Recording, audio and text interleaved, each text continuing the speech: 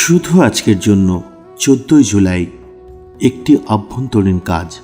সমাজে গ্রহণযোগ্য হওয়া আর রিকভারি এক জিনিস নয়। বেসিক টেক্সট, পৃষ্ঠা নাম্বার 21।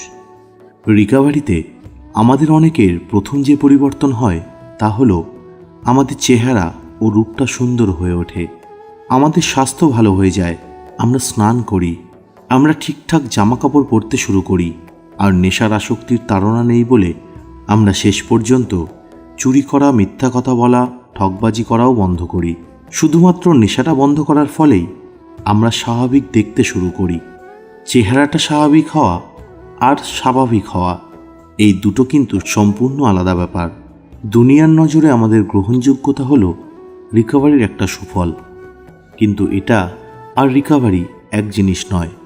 আমরা রিকভারির ফায়দাগুলো অবশ্যই উপভোগ করব, কিন্তু তার সাথে সাথে এগুলোর প্রকৃত উৎসাহটাকে সযত্নে দেখভাল করাটাও আমাদের অবশ্য কর্তব্য।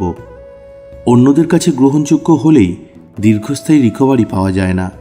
12 পদক্ষেপের চর্চা করে নিজের অভ্যন্তরের যে উন্নতি হয় তার মধ্যেই রিকভারি পাওয়া যায়। শুধু আজকের জন্য আমি জানি যে শুধু দেখতে ভালো হওয়াটাই যথেষ্ট নয়। দীর্ঘস্থায়ী রিকভারি হলো একটি আভ্যন্তরীণ পরিবর্তনের ব্যাপার।